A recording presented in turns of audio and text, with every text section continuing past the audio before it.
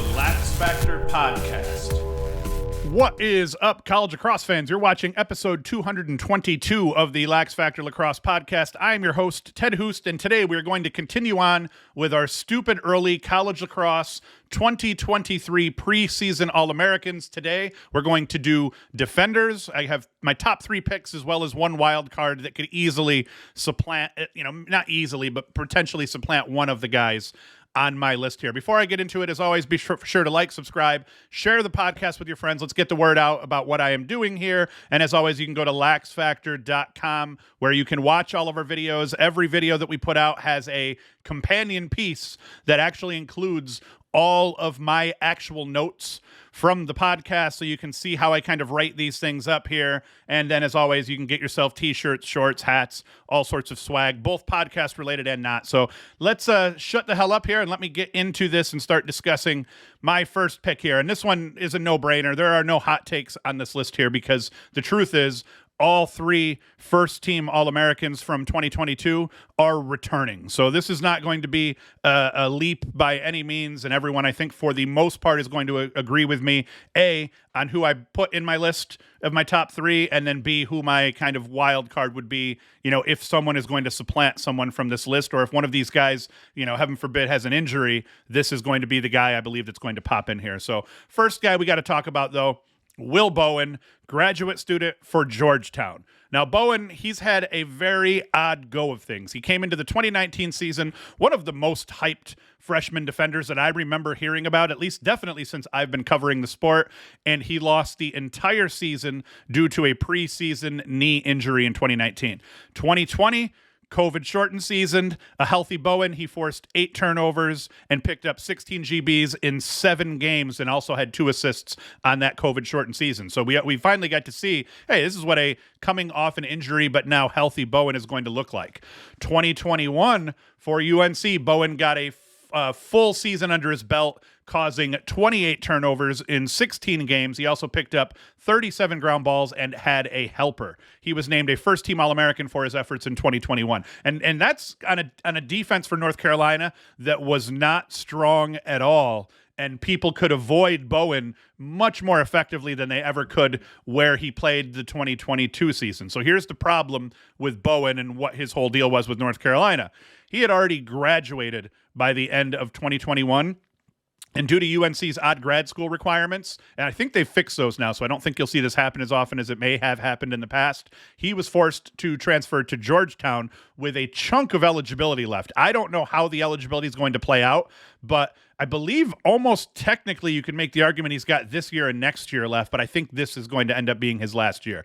Either way, he was an absolute monster for the Hoyas in 2022, and this was on one of the strongest defenses in the country, between goalkeeper, between the 3 starting poles. Remember, he had Gibson Smith playing alongside of him. He's got McElroy in cage for him, so he was playing on a team that was filthy. You can't dodge the best defender in the country when everybody else is filthy as well. That resulted in a 2022 production that included 34 caused turnovers, 42 GBs, 1 goal, 3 assists off 5 shots. Bowen also nailed down yet another first-team All-American nod, as well as the William C. Schmeisser. I might be getting that pronunciation wrong. Defensive Player of the Year award. He got the Defensive Player of the Year award. That's really what I'm trying to say here. Will Bowen was an absolute beast. Now, the difference this year between last year is it won't be all butterflies and rainbows for Georgetown on the defensive end of the field come 2023. They're gone. Gone are Gibson Smith and Owen McElroy, both fellow All-Americans. So Bowen will have to have a monster season for that defense to stay anchored and to continue to play at as high of a level as they have. And that's helped by the fact that Bowen is considered by Inside Lacrosse, at least, as the number 3 overall returning player in 2023. He's one of 2 defenders that are in the top 5 on Inside Lacrosse's top 50 players in the country in D1 for 2023. I want to kind of say, because it's harder to talk about the defenders. You just don't, there's not enough film. I have had a hard time with defenders studying film. So if there are any good repositories, if anyone who's listening out here has any good repositories where it's like, hey, here's some Twitter user or some Instagram account or something that has some solid defensive clips and highlights, I'd love to be able to see them. I actually ended up having to pour through full games. So what I did was use the box score and the full games that are reposted on YouTube to kind of just go through and see their highlights. But it's mostly a bunch of ground balls, even where Bowen had like 4 caused turnovers in one of the games. A lot of them, they're not the highlight reel turnovers that guys force. So you're going to see a couple of clips here. It's mostly just ground balls and a couple of forced turnovers. None of them are like highlight reel worthy. It's just that's what I could find in the short period of time I had. Bowen, how I would classify him as a player, like if I was the guy going through warm-ups knowing that I'm about to play the defensive player in the year, everything about him is scary. 6'3", 220 pounds. Look at the frame here. He doesn't have the absolute dog-like aggressiveness that like a Makar would in terms of the overall meanness. I think Makar is meaner than Bowen is overall, but Bowen is mean enough, and just his sheer size, his skill, he's a lot of his takeaways are just the scrums where it's like a guy picked up a ground ball and all of a sudden you just had 6'3", 220-pound Will Bowen just put the hammer down on your hands. He is a scary, imposing defender that does just about everything well, and he's not going to range around on the field to the extent that you're going to have a whole lot of freedom on that day. So I wouldn't call him necessarily a full-on lockdown defender, but if he's having a good day, and no matter how good you are, and Sam Handley learned this when Georgetown played Penn, Bowen's going to take the ball away from me. He took the ball, and I think I have at least one good forced turnover that Bowen forced against Handley that's going to roll here. So you do not want to play him. He is truly the best defender in the country. I fully believe that, and I fully believe as long as he stays healthy, he is going to be the Defensive Player of the Year again. He's also going to be potentially a Tewarton finalist, depending on how healthy he stays and how well that Georgetown defense could play. Because the kicker with being a Tewarton finalist on defense is your defense has to play fairly good lacrosse overall, and they're going to kind of have not a young defense because they still got a good short stick D mid unit. They've got a good LSM, and they have quality poles stepping into play, but they've just lost 2 All-Americans, one at close D, one at cage, and that's kind of the anchor of your defense. Gibson Smith was a legendary defensive player for Georgetown if you're in that circle. So that's going to hurt, but I still think he's going to repeat all of the awards, and he's going to get them. Now let's go into the next guy that I want to talk about, and it's Gavin Adler, senior Cornell. I think he's got 1 year of eligibility left if he transfers out of Cornell, because I don't think Cornell's giving those guys that extra year, being in the Ivy. He was somewhat of a surprise to me. Now, I will say I knew he was going to be solid, partly because freaking head coach Connor Busick of Cornell fame here, he was telling anyone that was willing to listen that Adler was going to be a monster. I heard a couple of podcasts where I heard him talk, or maybe I was reading articles where I heard him talk, and he said, people are sleeping on this kid. We see him in practice. He is going to be a monster in 2022, and he was not wrong. And he wasn't just a regular monster in 2022. He was a goddamn titan in 2022. His production, 34 caused turnovers, 75 ground balls, 1 helper. Now, his traits as a player, surgical with those stick checks, a master with his feet. He plays with good leverage. Makar, who I'm going to talk about after, he's also a guy like that. Doesn't have a ton of size, but he plays with a lot more size because of how good they are with their feet and with getting leverage on the guy they're guarding. He's got a really small frame, 5'8", 180. So for him to be this effective as a close defender at the Division I level, he's got some other tricks up his sleeve, and it's feet and leverage and having a good hands and a good stick.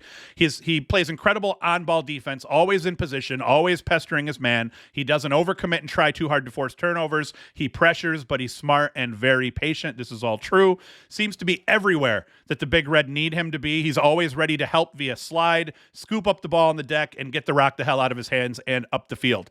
Now, Connor Busick not going to have to shout. Oh, actually, before I make that point, I wanted to kind of talk, like, if the one thing I will say about Adler, if you're the attackman he's about to guard, you're going to have a hard time in one-on-one matchups with Adler. He's not going to go away. He is not going to make your life easy. He could definitely steal your candy. The one thing I'll say about him is if you watch his tape, he's going to roam the field a little bit more. He definitely plays that kind of heads up, like where do I need to go to help? Is there a ground ball on the deck that I want to go pick up? He's definitely the most rangy in terms of the area that he covers out of all these defenders. He's going to maybe risk helping a little bit more as part of that Cornell defensive scheme. And that is not to say by any means that he's an easier get than either of these other two guys. He's not. What I'm saying is you may be able to get yourself a couple of cheap points off ball as part of him going to help somebody else, him maybe taking a chance to go pick up that ground ball. You got a broken play situation. Now he's not near you. That's really the only, it's not even a knock. That's just the reality of what you'd see. Sometimes you'd play a defender where you're just like, oh man, my arms are going to be bruised up and I'm going to get beat up this entire game.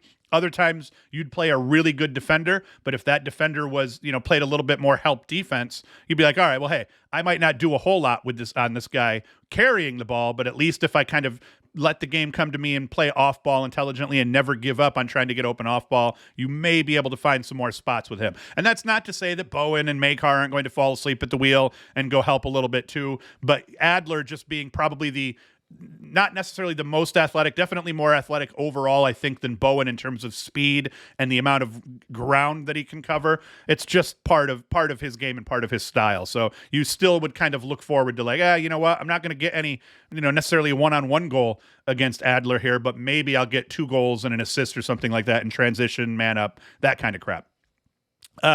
Connor Busick, he will not have to shout from the rooftops about how much he believes in Adler in 2023. Inside Lacrosse just named Adler the number 4 overall top returning player in the country. So number 3, Will Bowen, the third best top returning player in the country based on Inside Lacrosse's top 50, and Gavin Adler just got the number 4 nod. So that's the top 5, the 2 defenders that are in the top 5. They're number 3 and number 4. A huge honor for both of these guys, no doubt overall. My third guy that I would like to talk about here now is Brett Makar, graduate student at Maryland. Now, Makar, I've talked about him in depth a little bit when I did the Maryland write-up. Graduate student at Maryland, very solid. He is a grinder of a defender, makes up in what he lacks in flash, makes up for in what he lacks in flash, because he's not a flashy guy. He's not a huge takeaway guy. He's going to grind. He's going to stay low, play good position. When the ball is on the ground, he is going to absolutely murder people with an aggressiveness that you might not see out of these other 2 guys, maybe out of Bowen. I don't think Adler's quite that mean and angry. Makar, as nice of a guy as he seems to be, I've watched a lot of his interviews and I've read a lot of really good things about him as a teammate. He is not the guy that you want to be anywhere near you when the ball is on the ground and he is about ready. And it's not that he's going to necessarily be the guy picking the GB up. He's going to be the guy that murders your forearms with his stick, and the refs don't call that shit anymore. And that's the guy that Makar is. And you want that guy as a teammate. You do not want that guy anywhere near you as it comes to a scrum. You can ask him to do a lot of things on the defensive side of the ball, too. He's going to be able to pretty much guard anybody that you throw at him. So whether you got a quick little jitterbug attackman or you've got yourself a big Pat Spencer lumbering motherfucker, he can handle pretty much any assignment you put him on, partly because he's a stay home, stay low, keep a stick on him, keep my hands on him, keep him near me. And when the opportunity arises to pound the shit out of him or try to take the ball away, he will. Teams... I've said before that teams try to avoid him. That's not really necessarily the case. I think a lot of it just comes down to, you look at his production. Let's go through it here. First off, key contributor at Maryland through his entire career. Now, this is something he's got on other guys. He has been healthy and he has been available to play since he was a freshman at Maryland. His freshman year started 17 games. Out of 17 games played, 25 G-balls, 25 ground balls, 4 caused turnovers. Like I said, in that COVID-shortened season, still started every game, started every single game in 2021, started every single game in 2022, and that's where you see his 2022 production, 15 caused turnovers. These are wrong. Maryland's doubling up the stats, I believe, as you can see here. No, they're not. A lot of these teams, I've said this over and over, the Sidearm Sports has a bug and they're doubling up their 2022 stats. But yeah, 15 caused turnovers, 32 ground balls, had a goal and 2 assists on the season off 5 shots. Very, very effective. But over his career, 57 starts, 38 caused turnovers, 115 ground balls, 1 goal, and 3 assists. Now, the people who vote for these awards vote for stability and longevity over the course of a career. You can't front on availability, which he has been available thus far every game of his freaking career. That is absolutely huge. So that's why I think he's going to get that third spot. Not to mention he was a first-team All-American last year as well.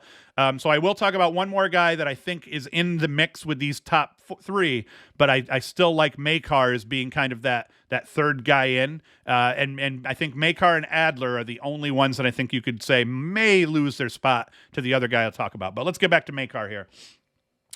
In the end, I don't expect him to put up the stats like I said that these other guys are going to. He's not like a candy thief who's just going to try to take the ball away.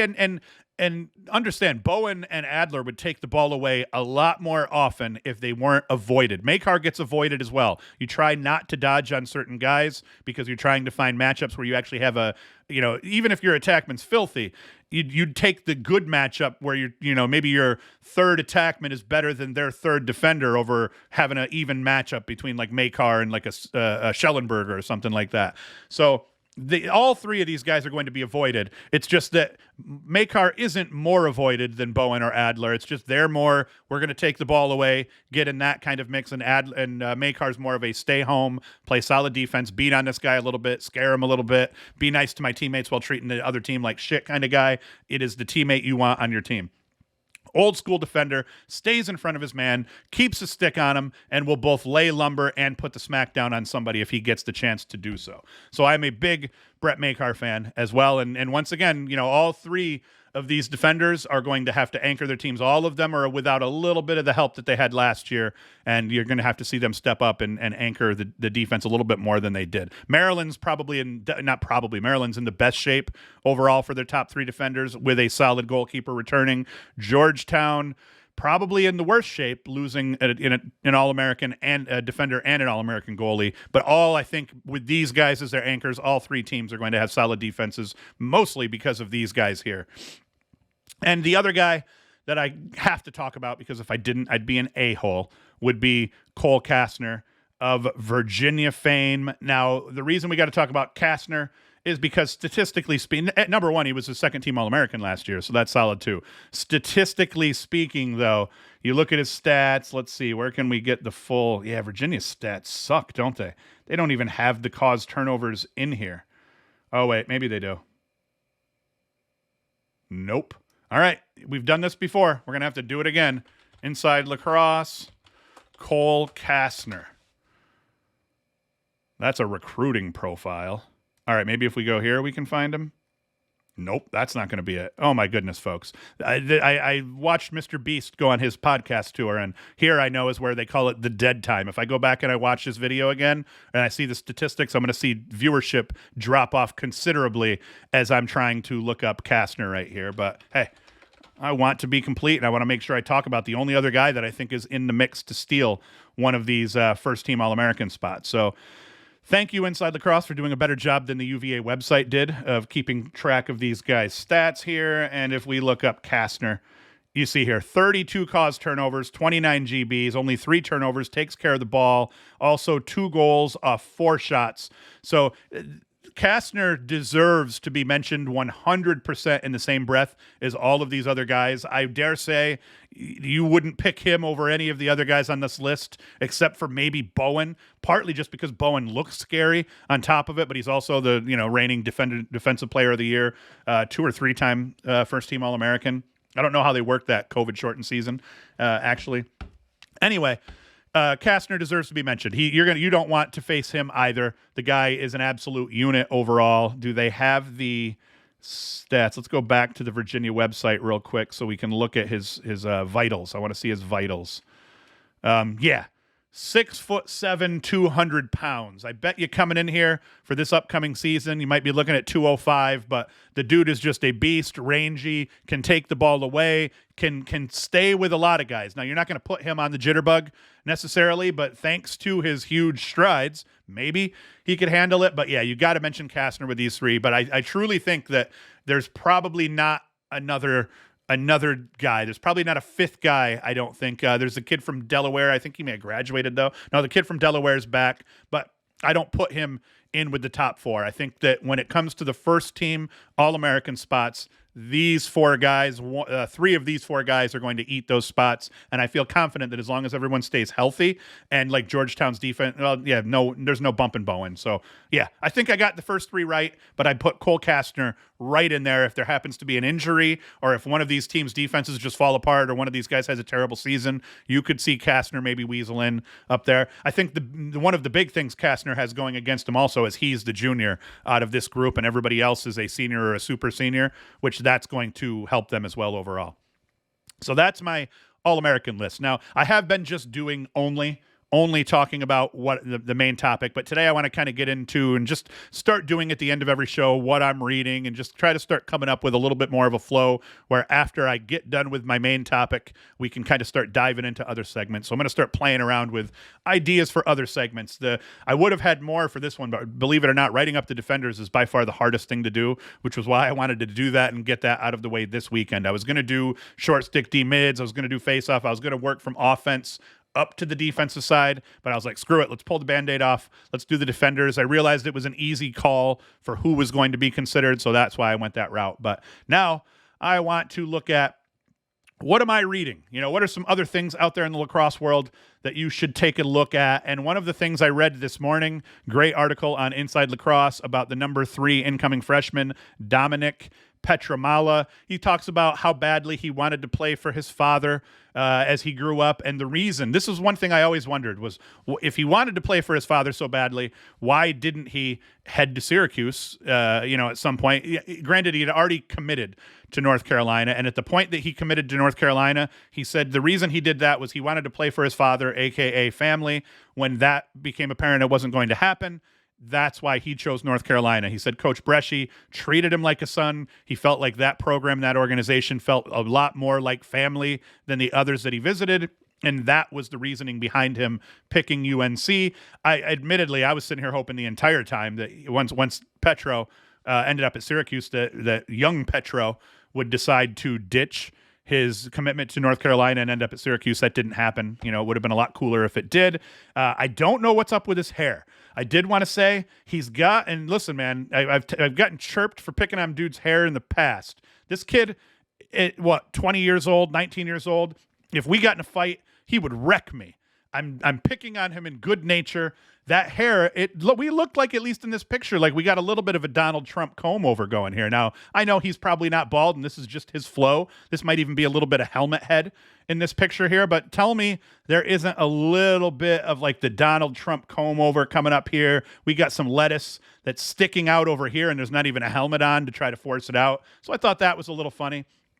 But anyway, no doubting this kid's talent. It sucks that he's injured and that he had to deal with an injury and all that crap, but a good piece. And it's not long. Like you can see the read, not that long at all. It kind of closes out here. If I'm helping the team, I'm content. That could be on scout team. That could be on first line. That could be third line midfield. That could be left bench. I just want to do what I can do to help the team.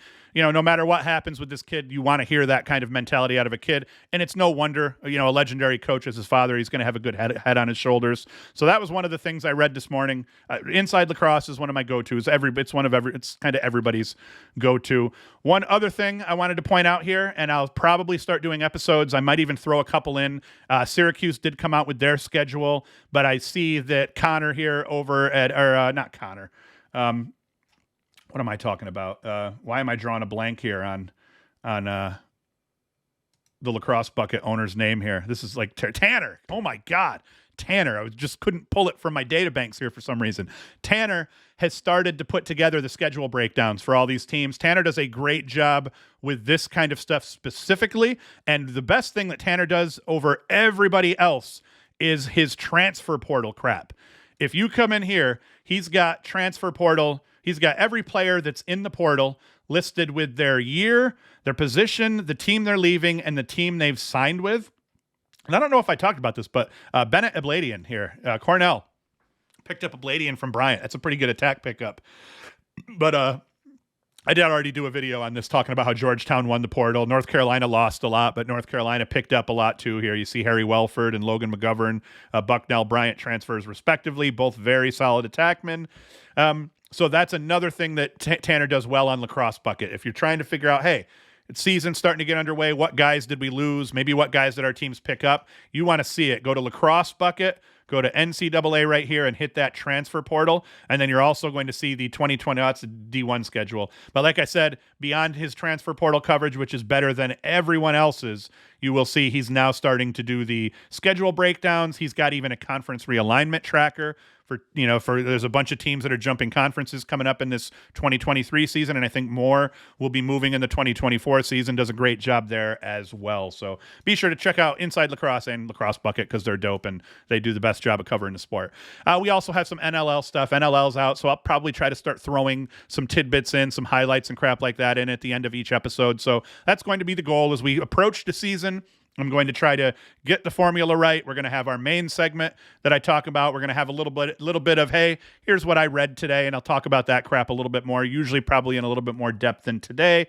And then we'll probably start covering some NLL stuff in every weekend a little bit at the end of each episode. So that is all. Also, we're going to be putting shorts out everywhere. So TikTok, I hate TikTok with all of my heart. Fuck TikTok. But the reality is the kids are on TikTok. I need to reach the kids. So yes, we're putting more shorts out, both of episodes and highlights and crap like that on TikTok and Instagram, even on YouTube a little bit, although I think I might limit the YouTube shorts so as not to mess with the channel. I'd rather put longer form videos up on YouTube, and we could use the other social media platforms for shorts, quick highlights and crap like that. So that's it. I will be back next weekend. Next weekend, I'm probably going to jump back away from the All-American lists. I still have to do short stick D-mids, LSMs, and goalies, I believe, are the 3 position groups I have left. So we'll get those in over the course of December. Next weekend, obviously, I'm talking about Syracuse's schedule. So we're going to break down Syracuse's schedule, and I'll probably break down Penn, Michigan, anything that Tanner's already done.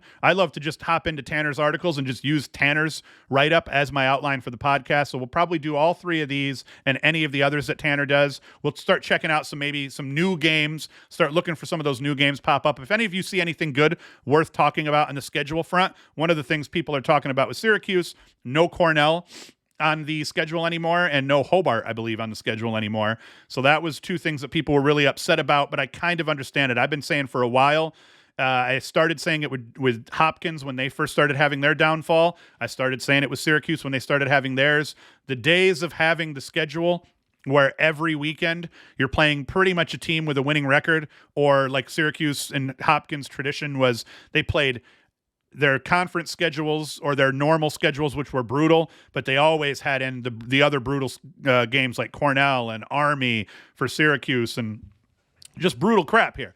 So I think that what you saw is you saw Cuse, for instance, pick up St. Bonaventure. They may actually, to a degree, be doing what I said. The only problem I have with that theory, because some have said maybe they're trying to dumb their schedule down a little bit, they got rid of Cornell and Hobart. They add Maryland and St. Bonaventure. So it's like, did they make their schedule easier? Not really, but they did give themselves an insanely winnable game that typically they only have a couple of those almost guaranteed wins on their schedule, and they added 1 or 2 of those. So, hey, I'll take it. But anyway, that's it. I'll be back next weekend. We're going to talk Syracuse's new schedule. We'll talk the Penn Quakers' new schedule. We'll even talk a little bit about Michigan's new schedule, as well as any other teams that have popped theirs up. That whole next weekend's episode is going to be related to schedules and a little bit of NLL action. So, as always, be sure to like, subscribe, share. Go to LaxFactor.com. You can watch all the videos. You can see my notes and everything like that. So you get a little bit more in depth. And I'll think of creative ways to beef up what I put on each of these pages as well.